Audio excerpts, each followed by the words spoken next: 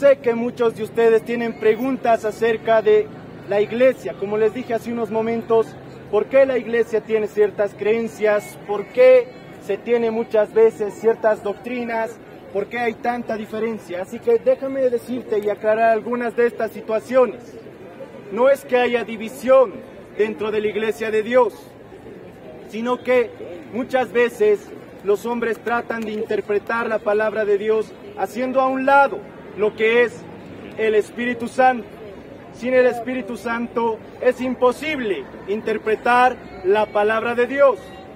Así que déjame decirte lo siguiente.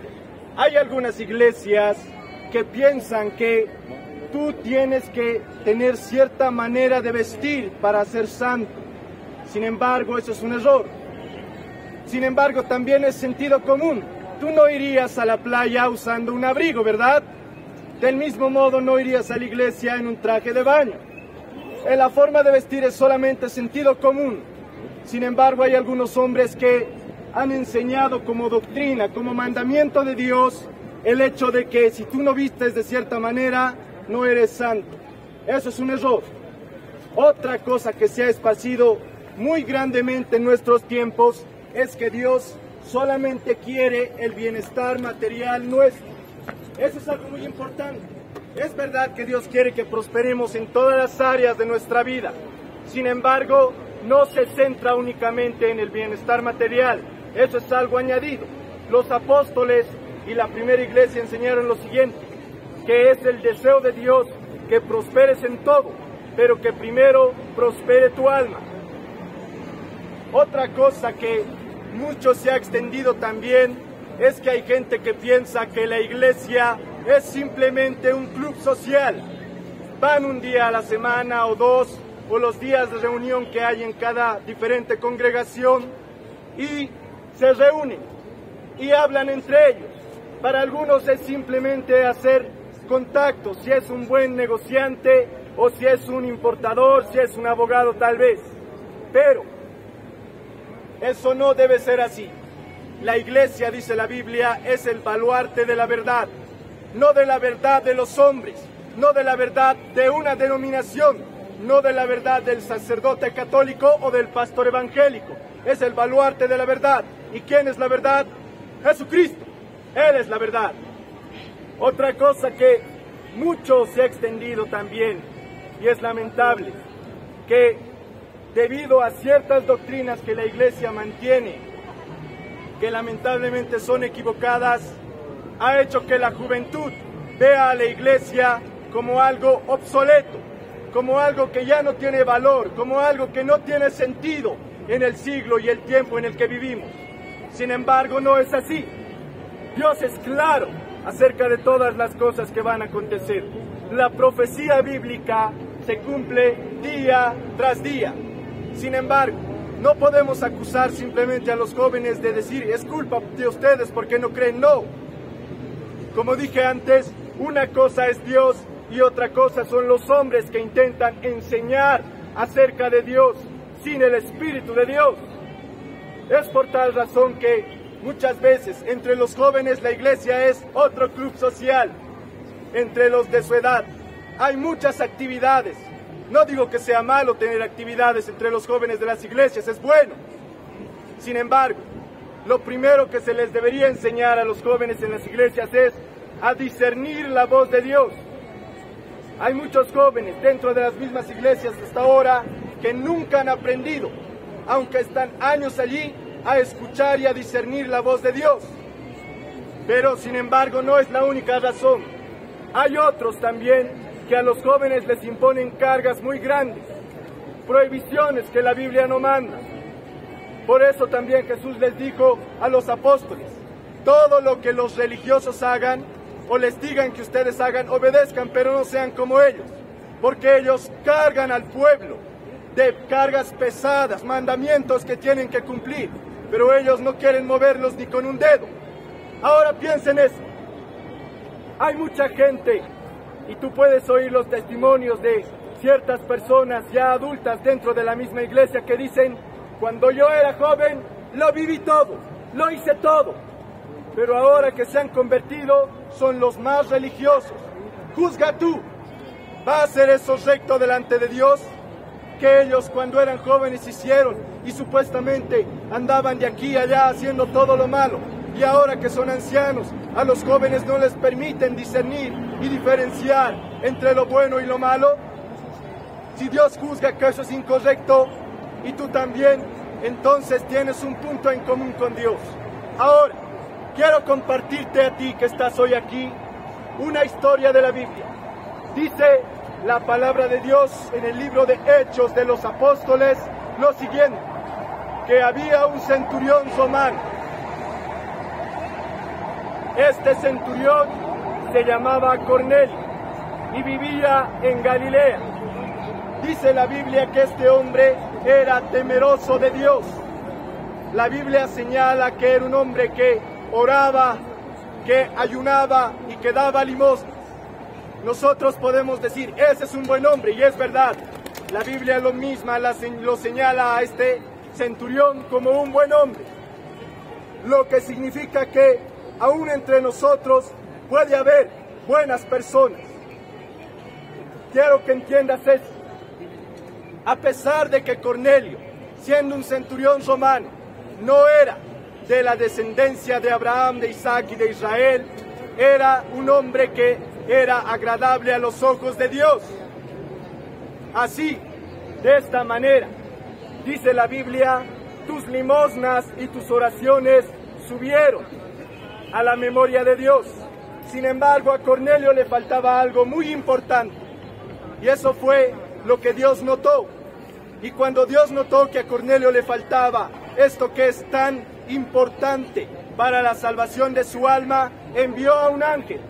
Y el ángel le dijo, Cornelio, tus oraciones y limosnas han subido delante de Dios, y quiero que hagas llamar delante de ti a Simón, que tiene por sobrenombre Pedro. Todos conocemos a Pedro, no hay nada que explicar, uno de los apóstoles, ¿verdad?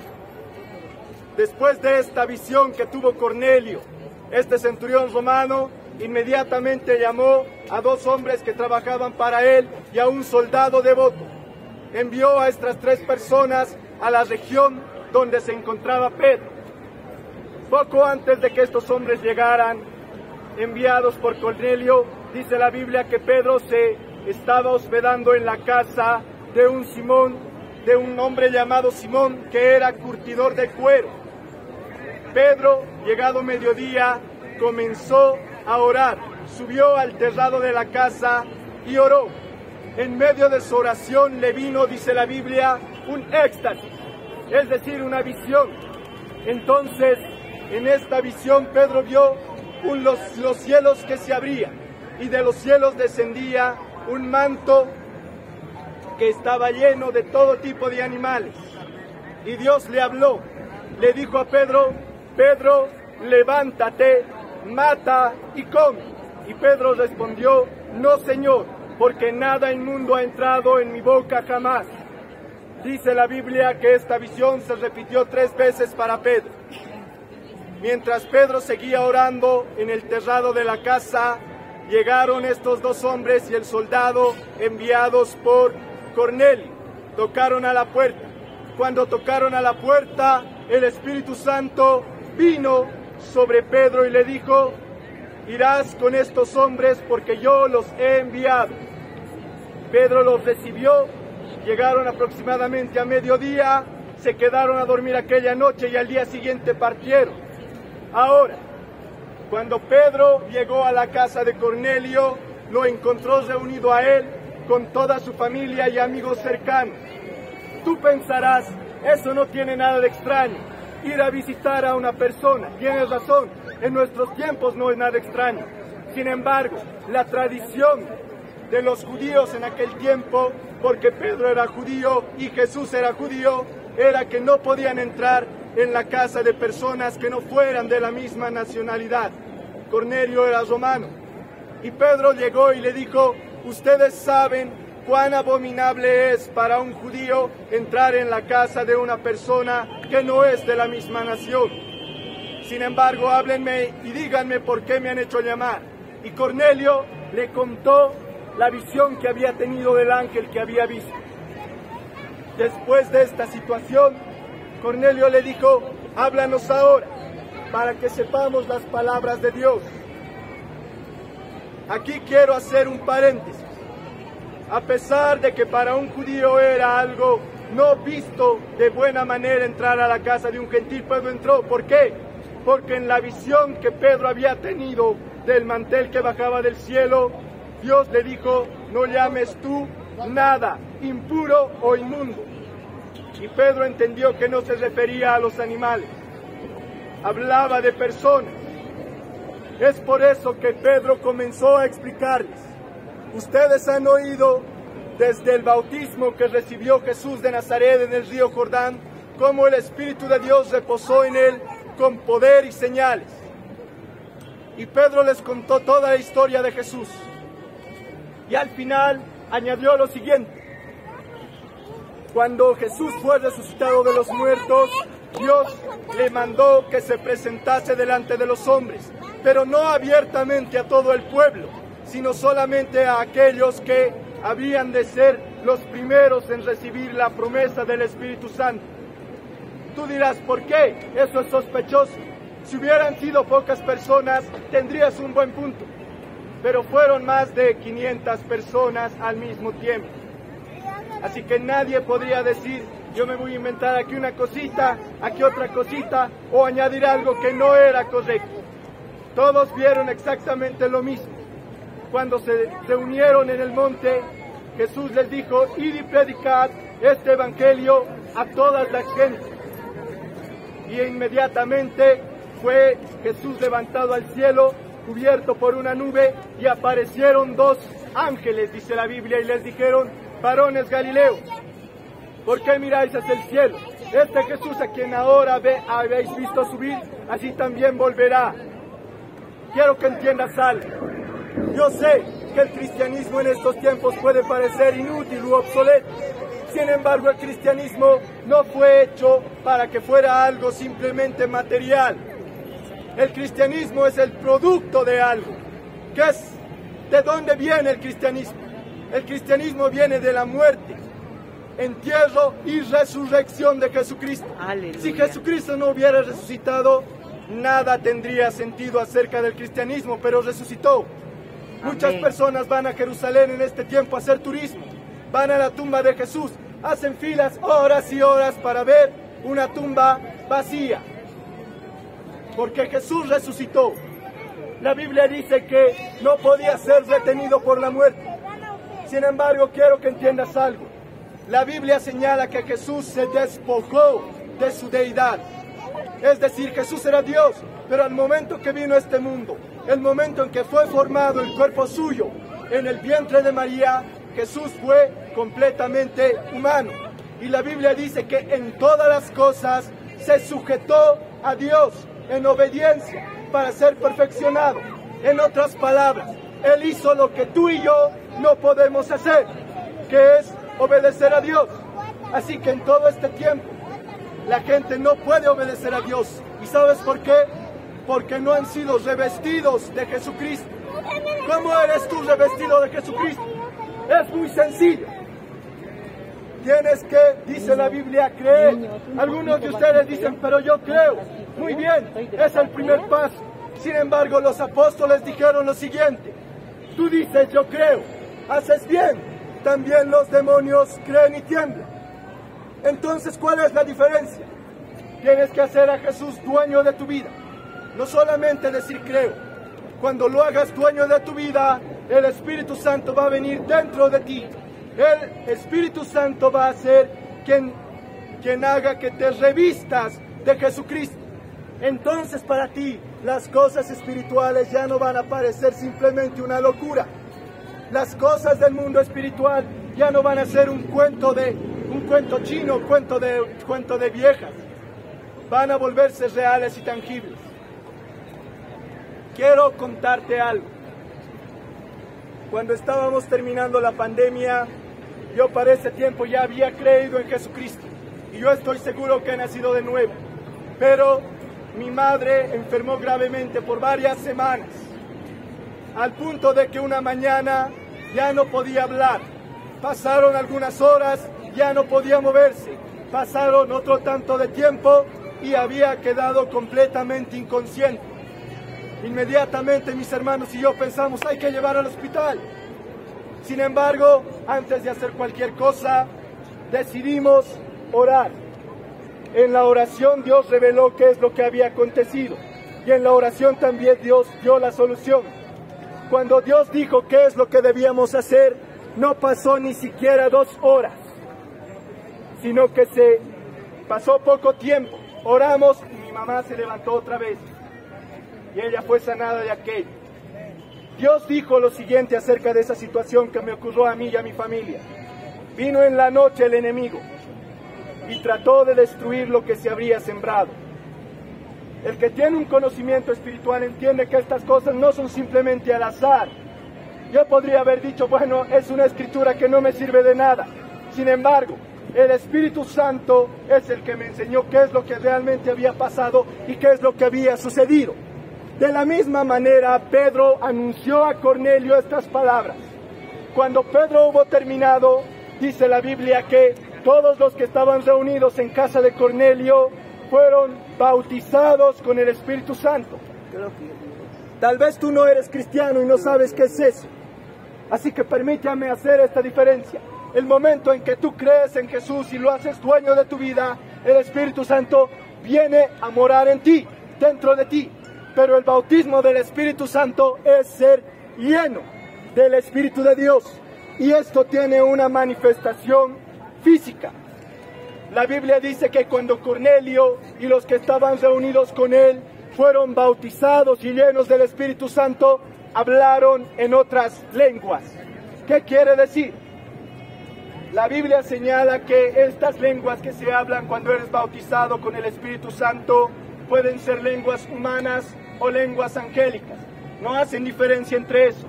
Sin embargo, esto te reviste de poder, de unción y de entendimiento acerca de las cosas de Dios. Por eso, tú tienes que seguir lo siguiente. Haz a Jesús dueño de tu vida y busca ser lleno del Espíritu Santo. El conocimiento después va a venir. Agarras tu Biblia, lees, buscas a Dios en oración y ayuno. Y Dios va a empezar a enseñarte muchas cosas. Te va a enseñar cosas que incluso los pastores no conocen a hoy, en estos días. Cosas que los sacerdotes católicos no pueden solucionar. Tú vas a ir con el poder del Espíritu Santo y vas a poner solución. Cosas que tal vez no entiendes ahora, vas a comprenderlas cuando tengas al Espíritu Santo. Es el Espíritu Santo, dice la Biblia, la garantía de salvación de aquellos que han creído en Jesucristo. Si tú dices creo, pero no tienes el testimonio del Espíritu Santo de que realmente has sido salvo, estás corriendo una carrera que no tiene una meta en donde vas a ganar. Hoy en este día quiero que sepas que Dios te ama. ¿Has cometido pecados? Sí. Te aseguro que todos lo han hecho. El Papa te aseguro que ha cometido pecados. Los pastores evangélicos te aseguro que han cometido pecados. Toda la gente dentro de las iglesias te aseguro que han cometido pecados. Y ellos no son diferentes de ti. Dios no hace diferencia entre grande, pequeño, gordo, flaco, varón, mujer. Apura. Y también hay cosas que han hecho otros contigo, que te han herido y lastimado. Cosas que Dios quiere sanar. Sin embargo, ellos serán juzgados por esas cosas. Pero tú tienes que buscar a Dios. Permíteme orar, ya que ya está comenzando a llover. Padre, en el nombre de Jesús te doy las gracias por estas vidas que se han reunido hoy aquí, Señor, para escuchar tu palabra, no para escucharme a mí. Envíalas a su hogar con bien, guárdalas, protégeles, sálvalas y hazles recordar, Señor, esta palabra que hoy han oído. En el nombre de Jesús, Señor, en tu mano las entrego y te doy las gracias. Amén y amén. Estimados hermanos y amigos, gracias por ver el video. Si el Espíritu Santo ha tocado tu corazón y quieres reconciliarte con Dios o aceptar a Jesús como Señor y Salvador, te invito a hacer esta oración conmigo. Vamos a orar. Padre, en el nombre de Jesús, te pido perdón, Señor, por haber hecho las cosas que no te agradan. Te ruego, Dios mío, que inscribas mi nombre en el libro de la vida del Cordero, que limpies mis pecados, que me llenes con tu Espíritu Santo, y me guíes, Señor, en caminar contigo a partir de este día. Te doy las gracias, Padre, en el nombre de Jesús. Amén y amén. Si has hecho esta oración conmigo, déjame darte un consejo. Ora a Dios para que te dirija hacia una congregación y llénate del Espíritu Santo. Lee la Biblia y ora, y el Señor te va a ayudar en tu caminar con Cristo. Si no llego a conocerte en este mundo, nos conoceremos sin duda en el reino de los cielos cuando nos encontremos allá arriba. Gracias, que Dios les bendiga.